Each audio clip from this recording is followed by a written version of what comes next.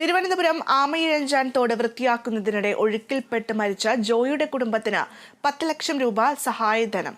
ജോയിയുടെ മാതാവിന് മുഖ്യമന്ത്രിയുടെ ദുരിതാശ്വാസ നിധിയിൽ നിന്ന് 10 ലക്ഷം രൂപ അനുവദിക്കാൻ മന്ത്രിസഭാ യോഗം തീരുമാനിച്ചു. വിശദാംശങ്ങൾ ബിനോയ് നൽകും.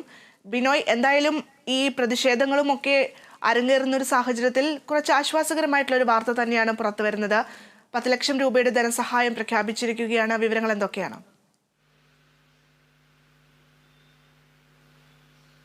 സംഭവത്തിന് തൊട്ടു പിന്നാലെ തദ്ദേശ സ്വയംഭരണ വകുപ്പ് മന്ത്രി എം പി രാജേഷ് വിളിച്ചു ചേർത്ത യോഗം തന്നെ മന്ത്രിസഭാ യോഗത്തിൽ വെച്ച് ജോയിയുടെ കുടുംബത്തിന് ധനസഹായം നൽകുന്ന കാര്യത്തിൽ അന്തിമ തീരുമാനം ഉണ്ടാകുമെന്ന് അറിയിച്ചിരുന്നു.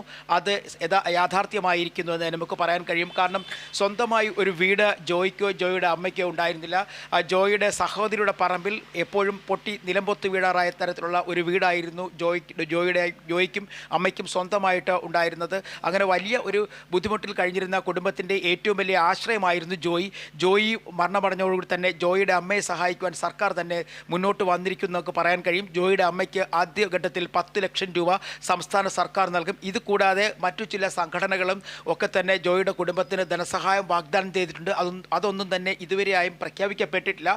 മാത്രവുമല്ല, നമുക്കിപ്പോൾ അറിയുവാൻ കഴിയുന്നത് നേരത്തെ അല്പസമയം മുമ്പ് തന്നെ ആമയിഴഞ്ചാൻ തോട്ടിൽ ജോയിയെ വീണ്ടെടുക്കുന്നതിന് അല്ലെങ്കിൽ മാലിന്യ കൂമ്പാരത്തിനിടയിൽ പോയ ജോയിയെ കണ്ടെത്തുന്നതിന് വേണ്ടി തിരച്ചിൽ നടത്തിയ ഫയർഫോഴ്സിൻ്റെ സ്കൂബ ഡൈവിംഗ് സംഘാംഗങ്ങൾക്ക് വലിയ ഒരു ആദരവ് നൽകിയിരുന്നു.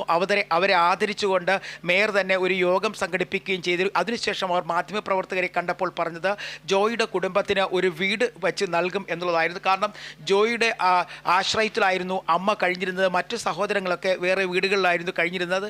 ജോയിയുടെ അമ്മയ്ക്ക് സ്വന്തമായ ഒരു വീടില്ലായിരുന്നു. ആ സാഹചര്യത്തിൽ അവർക്ക് ഒരു വീടും വീട്ടിലേക്ക് പോകുന്നതിന് ആവശ്യമായ വഴിയും ഉൾപ്പെടെ നൽകുമെന്നും അറിയിച്ചിട്ടുണ്ട്. അങ്ങനെ ആ കുടുംബത്തിന് ഇതൊരു വലിയ ആശ്വാസമായി മാറുകയാണ്. അതേസമയം ജോയിയുടെ കുടുംബത്തെ സഹായിക്കണം എന്നാവശ്യപ്പെട്ടുകൊണ്ട് യൂത്ത് കോൺഗ്രസും ഒപ്പം മേയറുടെ രാജി ആവശ്യപ്പെട്ടുകൊണ്ട് മുസ്ലിം ലീഗിൻ്റെ യുവജന സംഘടന യൂത്ത് ലീഗും ഒപ്പം BJP കൗൺസിലർമാരും എല്ലാം തന്നെ ഇന്ന് വലിയ തരത്തിൽ പ്രതിഷേധങ്ങൾ ഉയർത്തിയിരുന്നു. ആ പ്രതിഷേധങ്ങൾക്കിടയിലാണ് ഇന്ന് മന്ത്രിസഭയുടെ സഹായധന പ്രഖ്യാപനവും ഒപ്പം മേയറുടെ വീട് വെച്ച് നൽകാൻ ഉള്ള തീരുമാനവും അറിയിക്കപ്പെട്ടിരിക്കുന്നത്.